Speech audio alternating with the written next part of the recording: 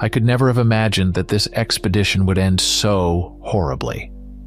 Even now, with some time having passed, I'm still trying to process what happened. I feel the need to share my story. Maybe it will help me find some answers, or perhaps it will serve as a warning to anyone who dares to test themselves in the vast, icy expanses of the Arctic. The winter expedition, Aurora Quest, set out from the port city of Barrow, Alaska. Months of intense preparation had finally come to an end, but the main question remained: would we be able to tackle the many challenges ahead? Thousands of pieces of equipment, from office supplies and test tubes to plankton nets, computers, ice core drilling tools, and heavy machinery for collecting samples from the seafloor, were loaded onto the northern horizon by the combined efforts of the crew and the team of scientists. State-of-the-art laboratories aboard the ship had already been set up, boxes unpacked, instruments calibrated, and analytical tools prepared for use at research stations. All that remained was to await December 17th, when we would return to Kodiak with valuable findings. But technical readiness alone wasn't enough. Arctic expeditions in winter are a profound test of human endurance. The polar night swallows up all light. The biting wind turns every moment on deck into a struggle, and the cold seeps through even the most layered protection. Long hours of physical labor on ice floes or during sample collection in open waters demand absolute focus with every step. One small mistake could result in frostbite or injury. Polar bears inhabit this region year-round, including the areas where we plan to collect samples. Encounters were more than likely. To mitigate risks, we had multi-layered safety measures in place. Polar bear monitors would always be on duty aboard the ship, while trained guards would accompany scientists working on the ice. If a bear came too close, our priority was to get everyone back to the ship as quickly as possible. However, in extreme cases, firearms were our last line of defense. Rifles were on hand, ready for the worst. Before departure, we trained at a shooting range near Anchorage, practicing with both rifles and flare guns. The temperature was around 14 degrees Fahrenheit, and gusty winds created conditions as close as possible to those we would face in the field. Working in thick gloves proved to be much harder than expected. The cold stiffened our fingers, making every movement slow and clumsy. Despite the difficulties, all participants successfully completed the drills. These exercises not only gave us the necessary skills, but also the confidence that, in an emergency, we could act quickly and effectively. Finally, all preparations were complete, and the northern horizon set sail. The morning was dark and bitterly cold, as is typical in the Arctic winter. With the deep rumble of the engines, we slowly pulled away from the shore, leaving behind the distant lights of Barrows Harbor. The vessel ventured into an endless white void where the horizon dissolved into a frosty haze. Only the cries of seagulls and the occasional crack of ice against the hull reminded us that life still existed around us. The first days of our journey felt like the opening chapter of an unknown book.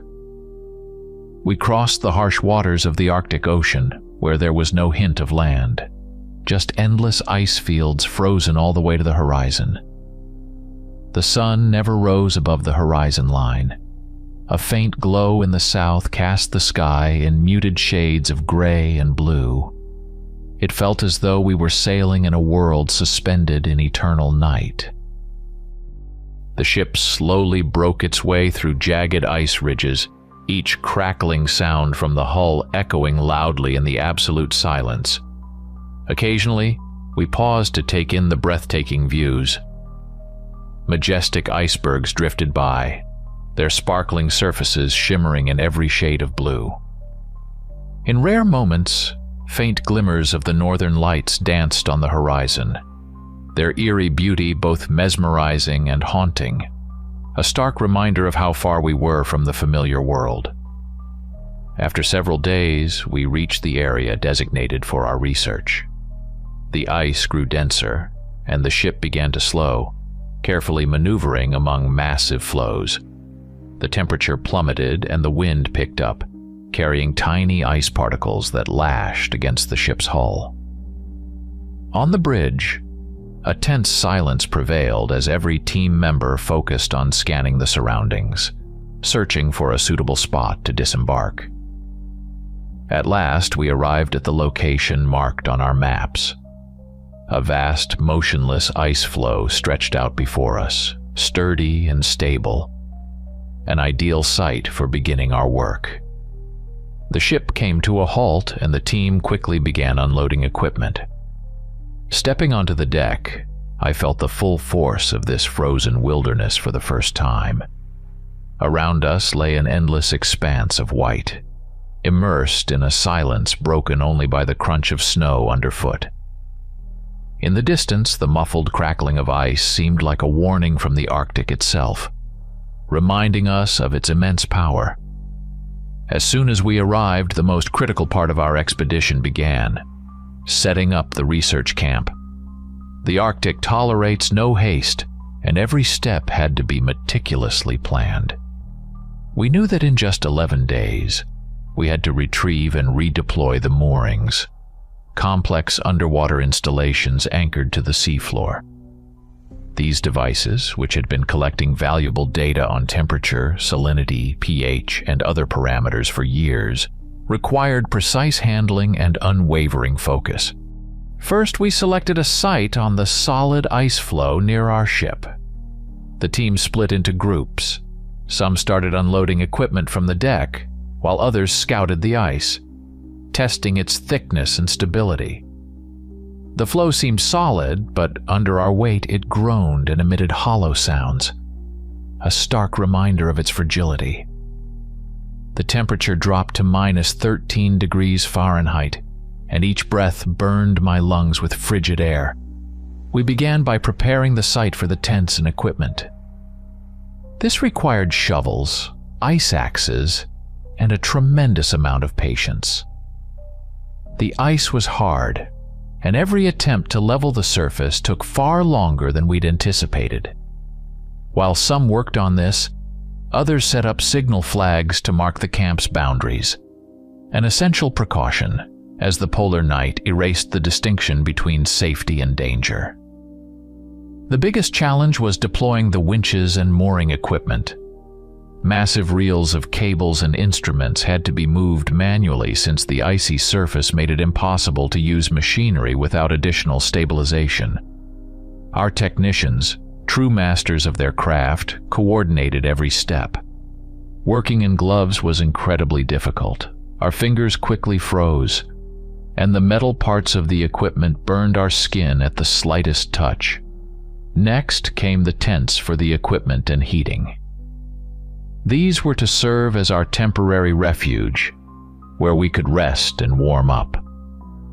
We secured them with ropes and metal stakes, which had to be driven into the ice with great force to withstand the wind. The wind intensified, carrying fine ice particles that crept into our clothing and spurred us to work faster than we would have liked. Once the camp was set up, we deployed portable generators to provide power for the instruments and heaters. The hum of the generator became the constant backdrop of our new home on the ice floe. We tested the radio communication between the camp and the ship. Safety was paramount, and everyone had to stay connected. After several grueling hours of work, the camp was finally ready. Faint light from the floodlights illuminated our tents and equipment, casting long shadows over the ice. We stood amidst this silent white ocean, surrounded by darkness and wind, exhausted but satisfied. The real work was just beginning, but the first step had been taken.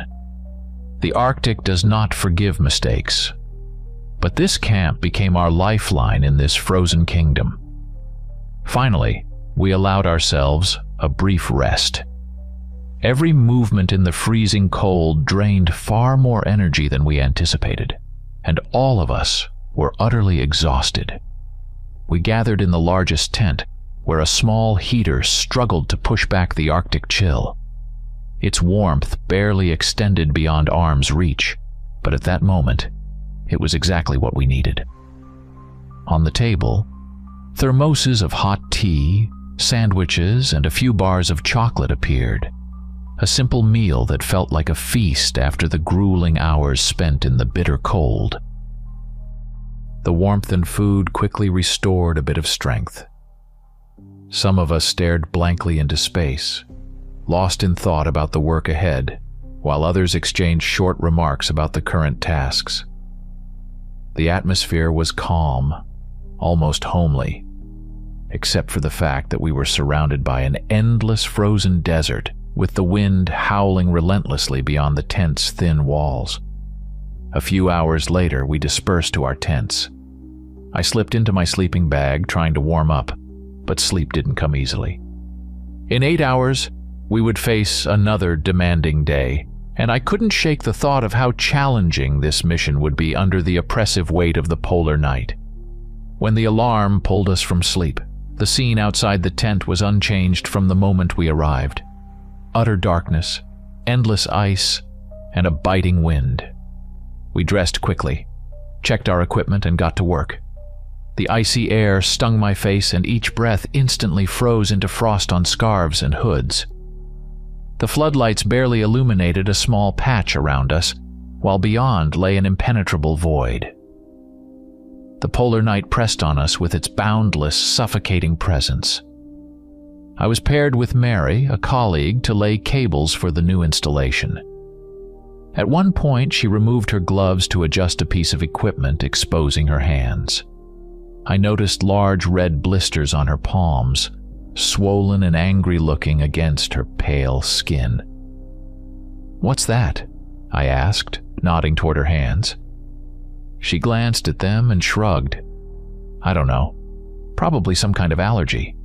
It's nothing really," she said with a faint smile, slipping her gloves back on. But I wasn't convinced. In these conditions, any abnormality could be a warning sign. The cold, constant dampness, and contact with metal could easily turn minor irritation into something serious.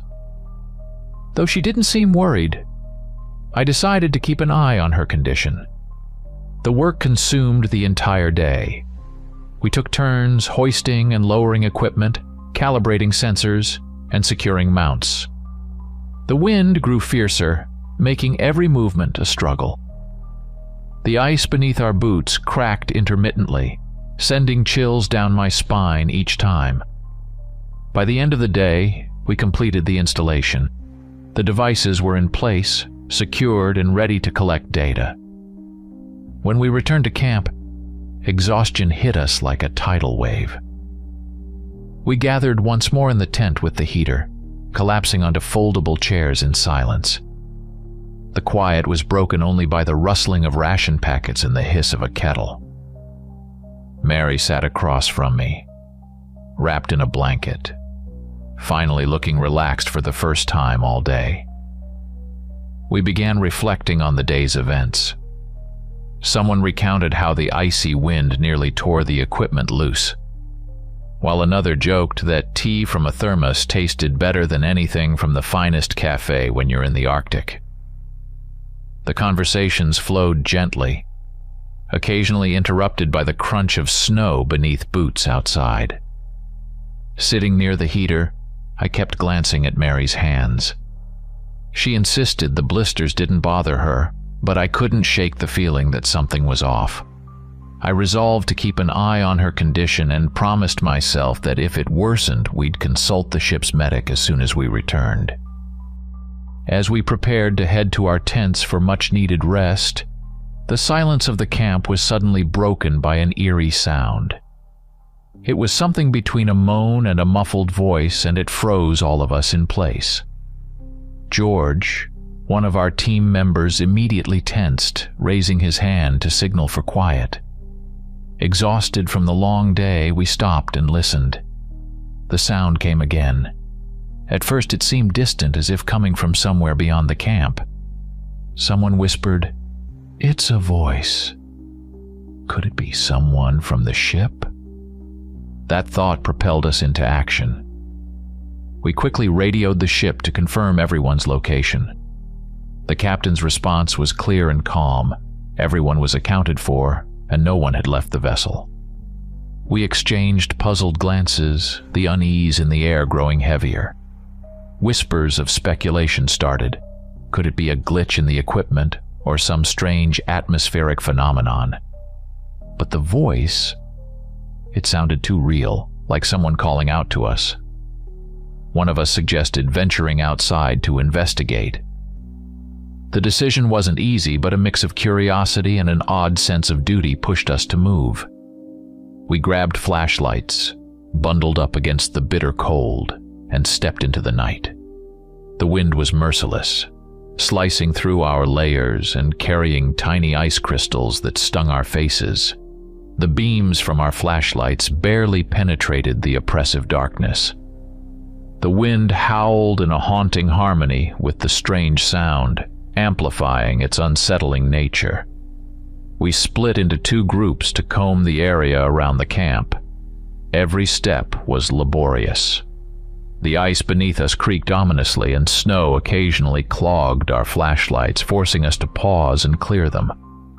We strained to hear, but the sound seemed to toy with us, growing louder, then fading, sometimes disappearing entirely. It felt as though it came from all directions at once. Suddenly, a shout from the other group shattered the tense silence. "Over here! Quickly!" We stumbled toward the source of the call, tripping over uneven ice and fighting against the wind. My heart pounded as every step seemed to stretch into eternity. When we reached the others, our flashlights illuminated nothing but ice and snow. There were no tracks, no signs of movement, only the vast, empty expanse of white. But the voice persisted. It seemed to emanate from beneath the ice itself, low and indecipherable, as though speaking in a language unknown to us. The sounds weren't coherent words, but they carried a strange cadence, an almost human-like intonation that made it feel as though someone, or something, was trying to communicate.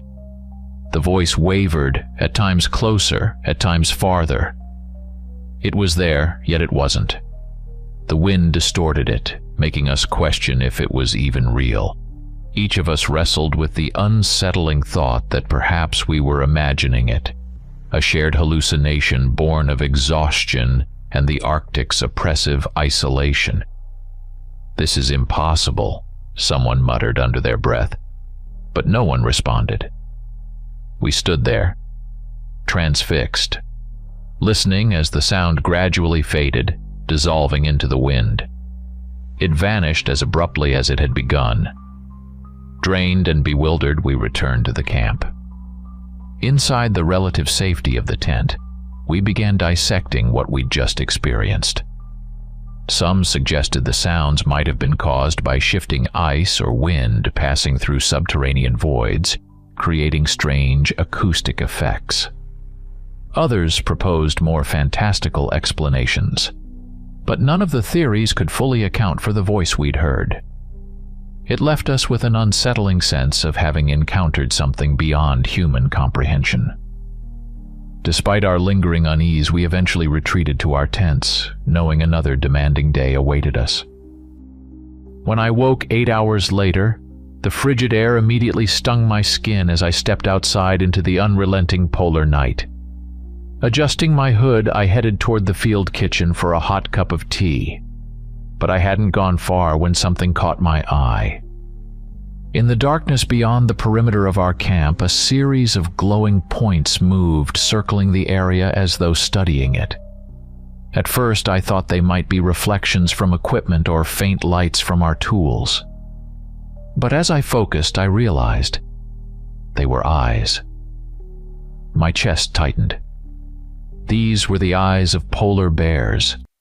Their glowing gaze reflected the beams of our floodlights, giving them an otherworldly, menacing appearance, as though they were predators from another dimension. I froze. avoiding sudden movements to keep from drawing their attention. Slowly, deliberately, I began retreating toward the nearest tent. Once inside, I alerted the others to what I had seen. Within minutes, several of our guards emerged, rifles at the ready. They took positions around the camp, keeping the animals in their sights. For now, we didn't act, opting to observe the bear's behavior. They seemed curious rather than aggressive, maintaining a cautious distance. Yet their presence, their unblinking eyes piercing the darkness, rattled all of us. The wind picked up, swirling icy dust around us, but the bears remained motionless, their gaze fixed as if waiting for something. After a while, one of the guards, unable to bear the tension, shouted and fired a shot into the air. The loud crack echoed across the frozen expanse, and the bears slowly turned and disappeared into the darkness. We finally exhaled, believing the danger had passed. But no sooner had we returned to work and started to relax than the eyes reappeared. This time, they circled a different part of the camp, as if studying us from another angle. The unease in the camp grew palpable. The animal's strange persistence and calm demeanor made us feel vulnerable in a way that was difficult to articulate. John, our leader, firmly reminded us that the work couldn't stop. Despite our nerves, we continued taking samples and setting up equipment, now under the constant watch of armed guards who kept their eyes on the camp's perimeter. The day dragged on, exhausting us mentally and physically, but by the time it ended, the bears were still there. They continued observing us, their glowing eyes a haunting presence that sparked heated discussions back in the tents. Some believed they were just curious. Others thought they might be drawn by the scent of our supplies. Yet no one could confidently explain why they lingered so close. We radioed the ship to report the situation, and the captain immediately dispatched additional crew members to bolster security. There was nothing more we could do but accept their presence and try to continue our work under their watchful eyes. The next day, the camp operated under the bears' unrelenting gaze. Their glowing eyes, ever present in the shadows beyond the floodlights, gnawed at our nerves. They kept their distance but never left, their quiet observation more unnerving than any direct threat. Every sound, every crack of ice made us jump. Though no one voiced it aloud, fear was seeping into every corner of the camp. That evening, as we were preparing to have dinner, a scream shattered the uneasy quiet. It was Sarah, one of our team members. We all rushed to her tent and froze at the sight of a massive polar bear charging out of the darkness toward the camp. But this bear was different. It was enormous, its hulking frame far larger than any we had seen before. Its eyes burned with an intensity that was almost unnatural, filled with a feral madness. The guttural roar it unleashed seemed to shake the very ice beneath our feet. The guards reacted instantly, opening fire. The sharp cracks of gunfire ripped through the frozen air, but the bear didn't stop. Bullets struck its body, blood staining its white fur, yet it kept coming with a relentless fury. With terrifying force, it crashed into the first tent, tearing it apart as though it were paper. Luckily, the tent was empty, but the sight of its destruction was enough to paralyze us. The gunfire continued, a cacophony of chaos that felt like a nightmare unfolding in slow motion. Finally, after what felt like an eternity, the bear faltered and collapsed onto the snow, lying motionless. We stood frozen, unable to comprehend what had just happened. Blood stained the snow, the shredded tent, and the enormous beast itself. As we cautiously approached the fallen bear, we were struck by its appearance. Its eyes remained open, still filled with an unsettling rage, as if even in death it sought to instill fear. There was something profoundly unnatural about it. something that defied explanation. We exchanged silent, uneasy glances, unable to find the words to describe the oppressive feeling that hung in the air. Then someone noticed movement at the edge of the camp. We turned and saw the other bears. They were still there, standing silently in the distance, watching. They made no move toward us, but their calm, calculated presence was somehow more terrifying than any act of aggression. It felt as though they were evaluating us, deciding their next move. We radioed the ship again, and additional crew members arrived to strengthen the perimeter. With their help, we hauled the bear's carcass away from the camp, careful to keep our distance from the others. The destroyed tent couldn't be salvaged. It had been one of our sleeping quarters, but we had backup shelters to accommodate the displaced team members. After the attack, security around the camp was tightened and conversations turned grim. Everyone speculated about what could have caused the bear's behavior. Some suggested it might have been ill or injured. Others whispered about less tangible, more unsettling possibilities. The Arctic had always been unpredictable, but now it felt like something more sinister was at play. A heavy sense of foreboding settled over the camp. Each of us felt it. The threat hadn't passed. The other bears remained, their glowing eyes piercing the darkness. Any movement, any misstep, felt like it could spark another bout of chaos. We tried to focus on our work, but fear shadowed every action, every breath, as if the Arctic itself had turned against us. While we were having dinner in the tent, talking about everything that had happened over the past few days, the tension in the air was almost palpable. Everyone knew that too much had spiraled out of control. Suddenly, as if to add yet another layer to this nightmare, we heard it again. That voice. Faint, almost like it was coming from far away, but clear enough to call us. Someone let out a nervous chuckle. Another gripped their mug of tea tighter. Some of us were visibly on edge. "This is too much for one camp," mumbled John, our leader, and we all silently agreed. We had never encountered anything like this strange chain of events. It felt as though this place was wrapped in something inexplicable, and we knew we couldn't just leave things as they were. Armed with powerful flashlights, we decided to search for the source of the voice. A few guards accompanied us, their weapons at the ready. We carefully avoided venturing too close to the bears, which thankfully still kept their distance. The night was cold and unnervingly silent, broken only by the sound of our footsteps. The beams of our flashlights illuminated patches of sparkling ice and mounds of snow. Suddenly, John, who was walking slightly ahead, stopped and motioned for us to come closer. "Look at this," he said, shining his flashlight directly onto the ice. The ice here was astonishingly clear, and the light seemed to penetrate its depths. We moved closer and saw something that made us freeze in place.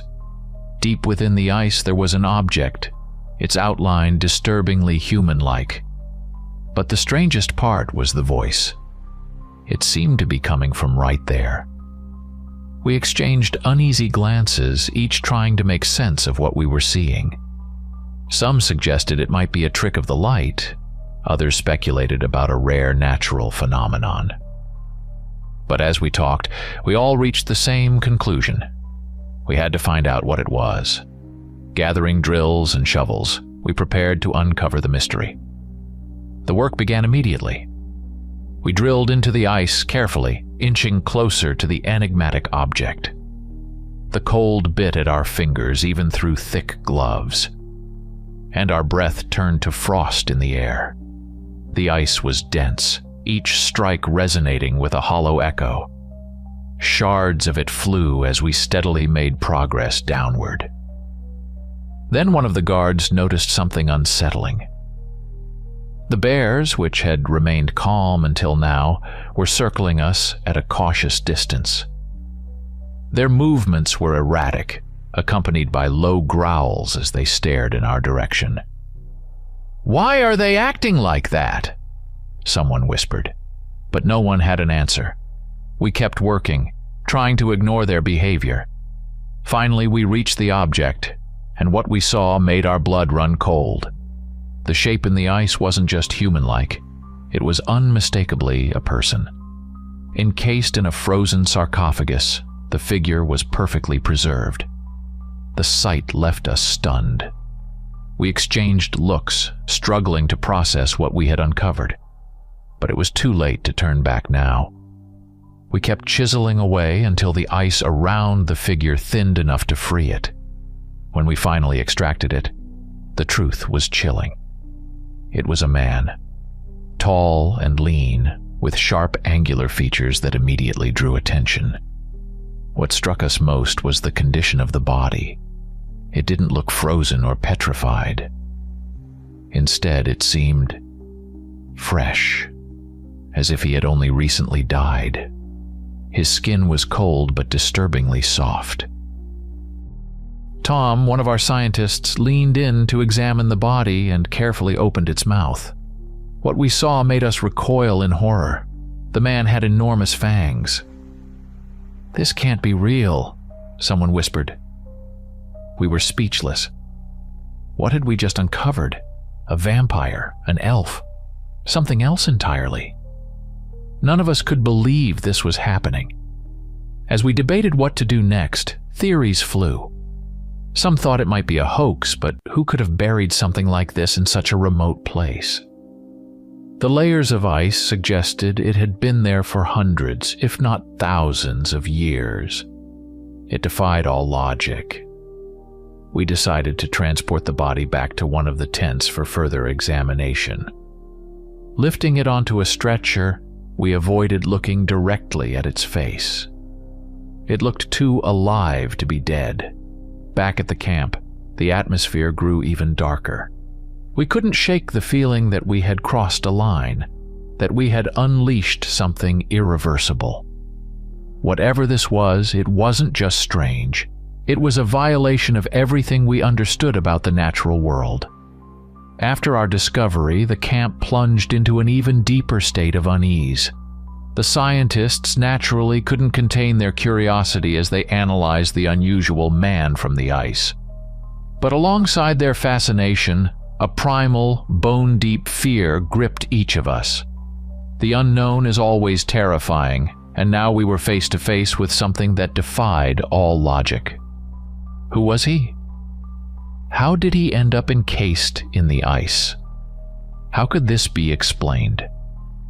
These questions lingered, gnawing at our minds. Adding to our anxiety was the increasingly erratic behavior of the bears surrounding the camp.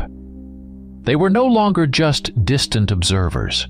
Their growls and roars echoed from different directions, almost as if they were trying to communicate or warn us.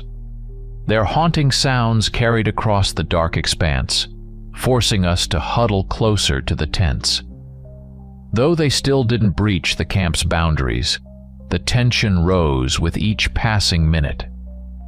We contacted the ship and made the only rational decision. At first light, we would transport our discovery to the vessel and return immediately. Our original mission no longer mattered. What we had found could upend everything we thought we knew about the world. But our plans were disrupted in the most unexpected way. Late that evening, it became clear that one of our team members, Mary, was missing. No one had seen where she went or in which direction she might have vanished. At first, we thought she had simply stepped out of her tent. But when she didn't return after several minutes, panic set in. We called her name throughout the camp, but there was no response. It was impossible to sit idly by. We quickly organized a search party. Each of us armed ourselves and grabbed a flashlight. Finding someone under these conditions was a daunting task. The night was oppressively dark, and the wind and snow swallowed every sound. Only the faint beams of our flashlights pierced through the blackness, revealing tiny fragments of the frozen landscape.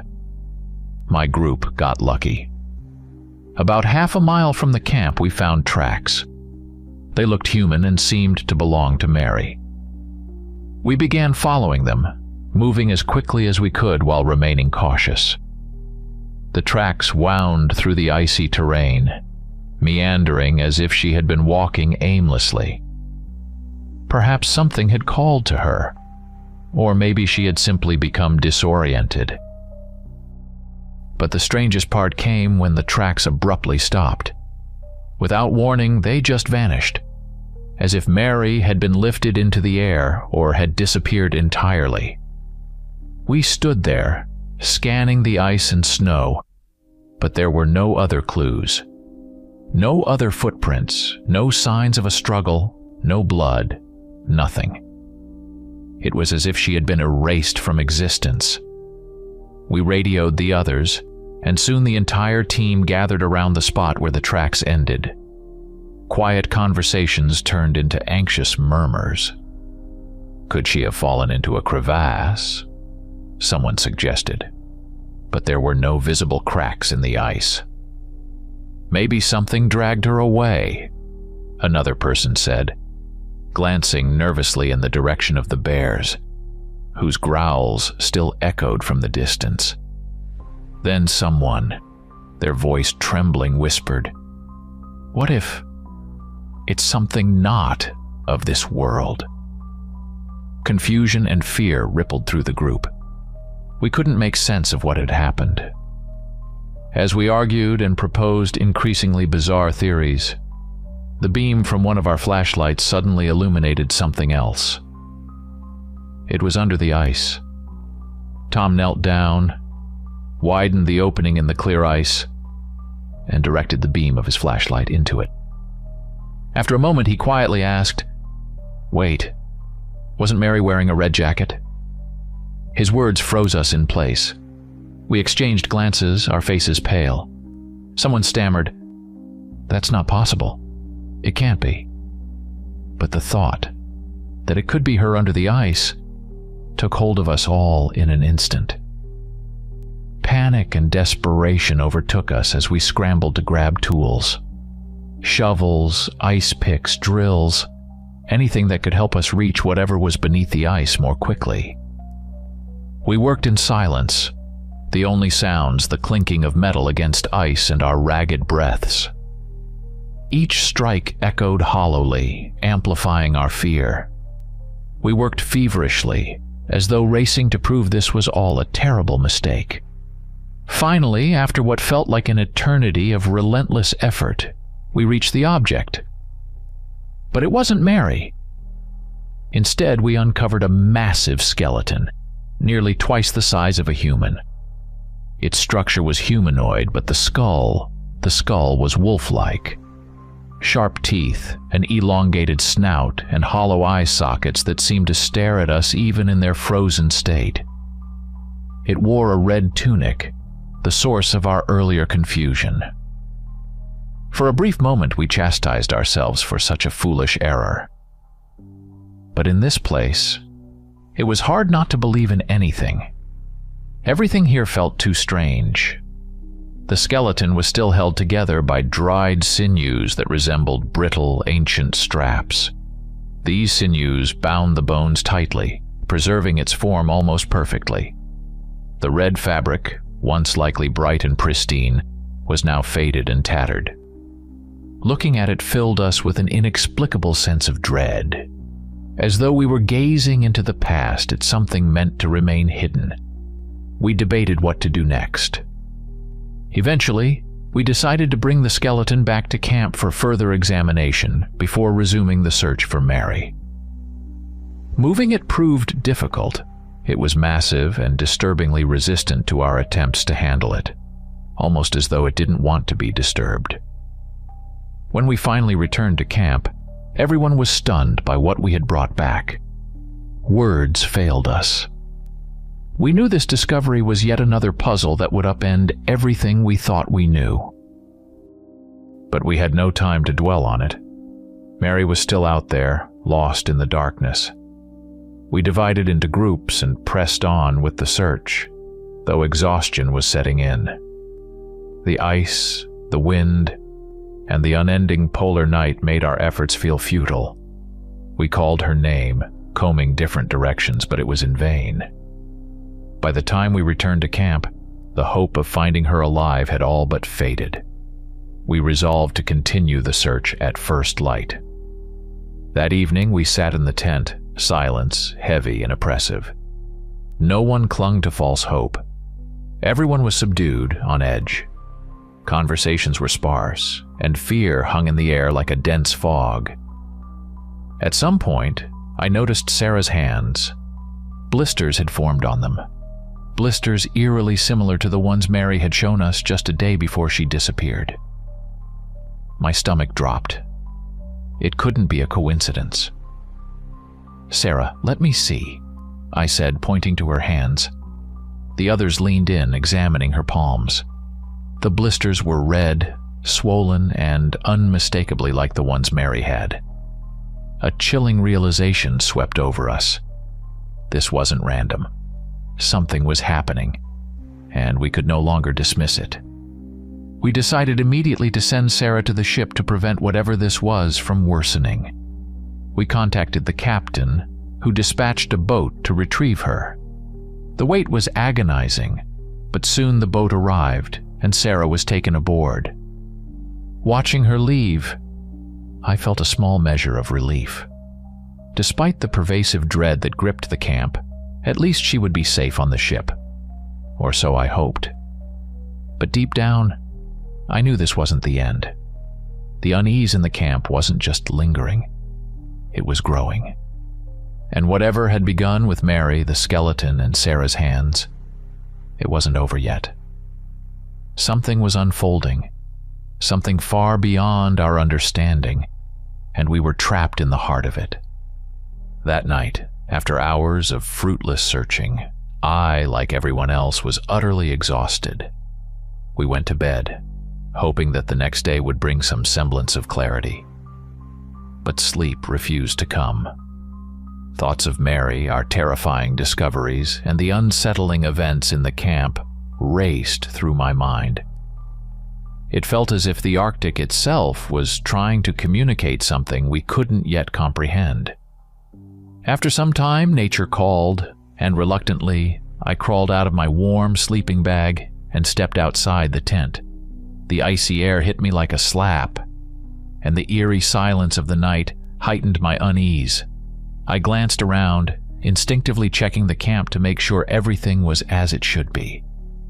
But when my eyes landed on the tent where we had stored the frozen body, my heart nearly stopped. A figure emerged from the tent. For a moment, I froze, thinking it was one of us. But then I realized it wasn't human. It was the same vampire we had dug out of the ice. His skin gleamed pale under the floodlights like polished stone. He was completely naked, except for a simple cloth around his waist. His movements were unnatural, mechanical, as if he were a machine just coming to life. Each step was jerky and unsettling, like he was relearning how to walk. I ducked behind the nearest tent, holding my breath. My mind raced. How was this possible? I watched as the creature slowly turned its head, scanning the area. Its gaze settled on the bears, still lingering on the outskirts of the camp, watching us from the shadows. The bears, which had been cautious observers, suddenly began to stir, their movements anxious and agitated, as if they sensed danger. The creature straightened abruptly, turned toward them, and began to walk. Its pace quickened, its movements becoming smoother, almost animalistic. And then, like a lightning bolt, it lunged forward, disappearing into the darkness. The speed was inhuman, and within seconds I heard the bear's roar, followed by strange, wet sounds, growls, thuds, the sounds of a struggle, and then silence. I waited, frozen in place, my heart pounding in my chest. After what felt like an eternity, I saw the creature return from the darkness. Its body was covered in blood which dripped onto the snow, leaving dark streaks in its wake. But what happened next was beyond anything I could comprehend. The creature raised its arms, and the blood, as if alive, began to absorb into its skin. It defied every law of nature I knew. The blood vanished completely, leaving no trace, as the creature stood motionless like a statue. When it was done, it turned, scanned the camp, and slowly walked back to the tent. This time, its movements were fluid and deliberate, as if it fully understood its body. It reached the tent, glanced around as if ensuring no one was watching, and disappeared inside. I stood there, paralyzed, unable to move or think. My breathing was rapid and uneven, my hands trembling as my mind tried to process what I had just seen. What was this? Was it real? Or had I lost my grip on reality? I knew I couldn't ignore it. Summoning what courage I had left, I hurried to the tents and began shaking everyone awake. Get up now," I hissed, pulling John and Tom from their sleeping bags. Their groggy expressions quickly turned to alarm as I recounted what I had seen. My words tumbled out in a frantic rush, but they were clear enough. The camp came alive with tension as everyone gathered in the main tent, listening in disbelief. John frowned and said, "You're probably just imagining things. Exhaustion, nerves, it happens." The others nodded, trying to rationalize what I had described.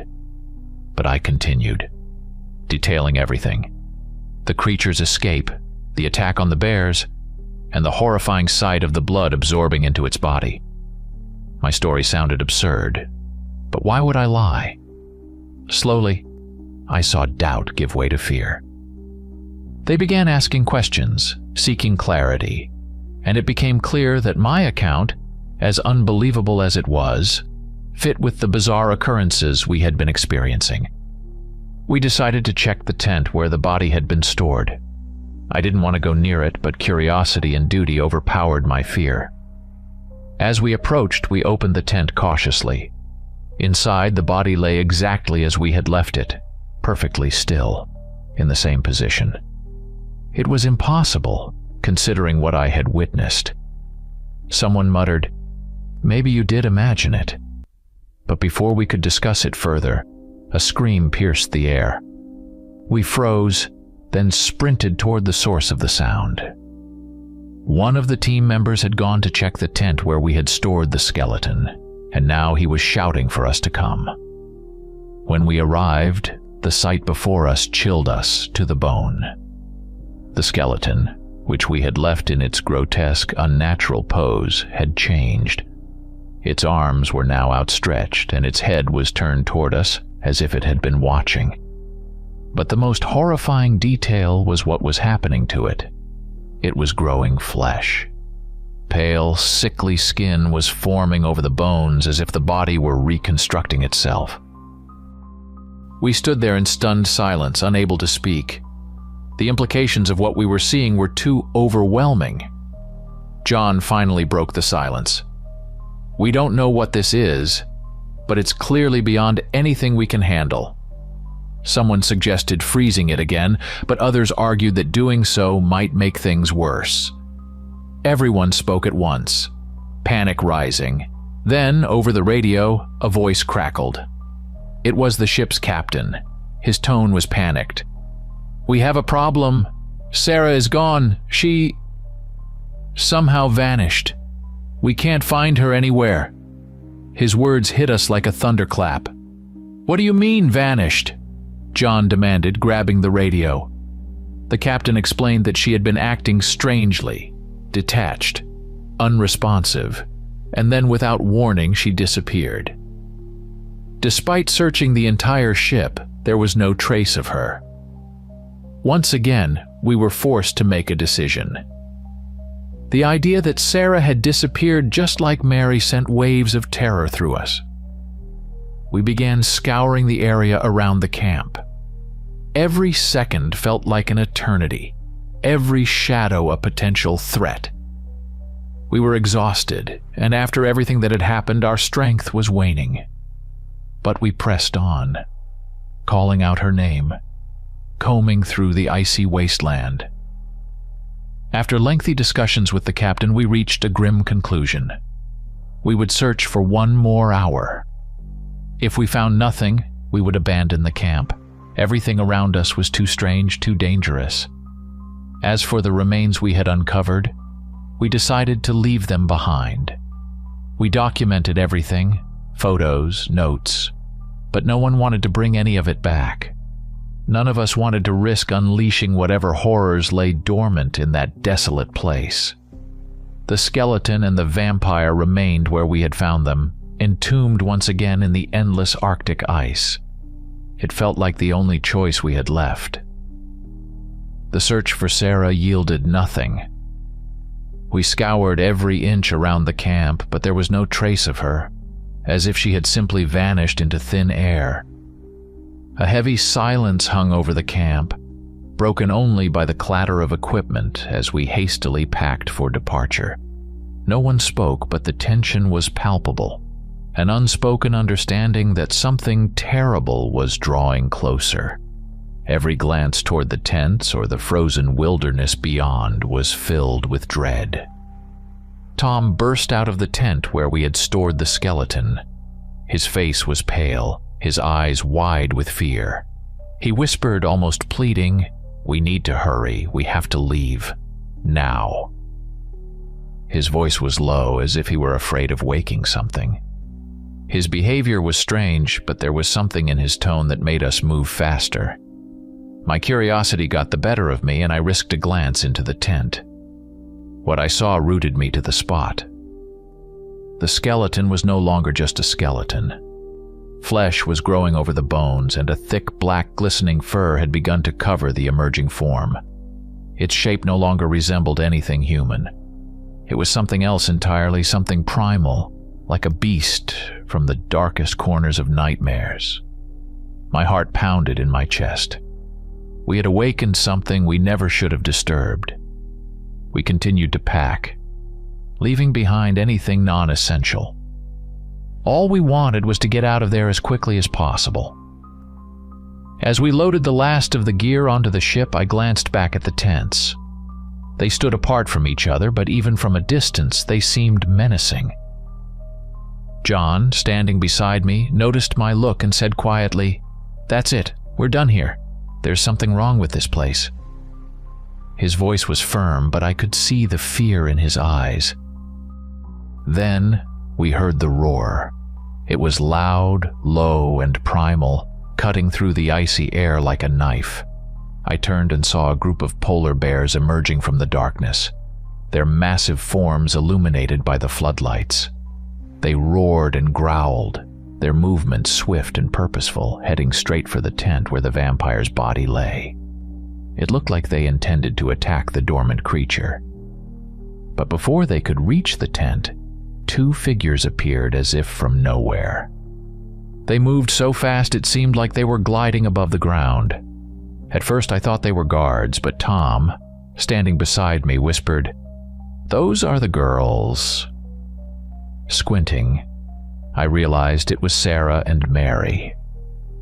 But they no longer looked human. Their movements were unnatural, their faces sharp, their glowing eyes predatory. They were something entirely different. The figures launched themselves at the bears. The scene that unfolded was grotesque, a brutal, bloody battle stripped of any trace of humanity. The bears roared, their massive paws striking out, but Sarah and Mary moved with an unnatural speed and precision, dodging and attacking with horrifying ease. Blood sprayed across the snow, vivid crimson against the icy white, and the air was filled with snarls, growls, and the sickening sound of flesh tearing. We started backing away, realizing we were in the middle of something beyond comprehension. But before we could take more than a few steps, another roar shattered the air. This one came from the tent where the skeleton had been stored. A monstrous creature emerged, standing on 2 legs, its body covered in thick black fur. Its eyes blazed with fury, and its roar seemed to shake the frozen ground. It was a werewolf, and it turned its gaze on the chaos unfolding before it with a look of pure menace. But the nightmare wasn't over. Another figure answered the werewolf's roar. Emerging from the tent where the vampire had been stored was a tall, elegant being with cold, pale skin that now radiated life. Its eyes glowed an eerie red, and its movements were fluid and deliberate. The vampire walked toward the werewolf and stopped. They stood facing each other, 2 ancient adversaries. The tension between them was electric, tangible, as though the very air around them held its breath. We were frozen in place, unable to look away from the haunting tableau. It felt as if the universe itself was holding its breath, on the brink of something irreversible. The clash between the creatures began so suddenly that our eyes couldn't follow their movements. The vampire soared into the air with effortless grace, as if the wind itself carried him. His motion was impossibly fast and precise. In the blink of an eye, he was above the werewolf, striking with such force that he tore off its limb. The sound of flesh ripping and bone snapping was so loud it seemed to reverberate through the icy air. But the werewolf didn't falter. Its massive body trembled, and before our horrified eyes, a new limb began to regenerate, forming in seconds, as if nature itself was determined to restore the beast immediately. The werewolf let out a deafening roar and leapt toward the vampire, slashing with its massive claws and sending the creature crashing onto the ice. The vampire hit the ground but sprang up instantly, his crimson eyes glowing fiercely and his fangs bared in a ghastly grin. Their movements became faster, their blows more devastating. The werewolf's sheer power shattered the ice with every strike, while the vampire's agility and cunning turned him into a wraith, materializing and vanishing in a deadly dance. His claws sliced through the werewolf's thick fur, drawing dark blood that stained the snow. We stood frozen, watching the nightmare unfold, as though caught in a horrific dream that had bled into reality. Every blow was lethal, every leap a terrifying display of primal might. But as the battle raged on, it became increasingly clear. We couldn't stay here. These creatures were not only unimaginably powerful, but entirely unpredictable. John grabbed my shoulder, whispering, "We're leaving. Now." We began retreating toward the boat, leaving behind the sounds of snarls, roars, and the thunderous cracks of splintering ice. Each step felt heavier, not just from the snow and biting cold, but from the paralyzing fear gripping our bodies. The battle behind us grew fiercer. The cacophony of tearing flesh, the howls of the werewolf, and the vampire's chilling hisses formed a gruesome symphony. The ice beneath our feet trembled, as if the Arctic itself shuddered with dread. Finally, we reached the boat and scrambled aboard. As we pushed off, the shoreline began to fade into the distance. Yet even as we moved away, the sounds of the battle carried across the icy expanse. Then, suddenly, everything fell silent. The abrupt stillness was even more unsettling than the noise had been. I glanced back and saw something under the dim glow of our floodlights, a figure. It was the vampire, standing atop a frozen ridge high above the shore, staring directly at us. His glowing red eyes met mine, and a chill ran through my entire body. He sees us. He's coming for us. This is the end, I thought. But then something impossible happened. From the darkness, the severed limb of the werewolf shot forward like a spear, grabbing the vampire by the throat. With an inhuman strength, the arm pinned him to the ground. Shadows seemed to consume everything around them. and the figure disappeared from view. The battle resumed in the blackness, but we could no longer see how it unfolded. The boat pressed on through the icy waters as we sat in stunned silence, staring at the receding shore.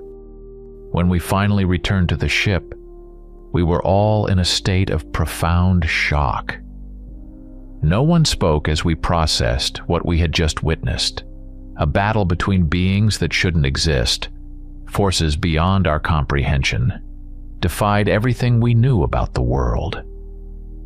One thing was certain: we had to leave this place and everything that had happened here far behind. But remaining silent about such discoveries was impossible.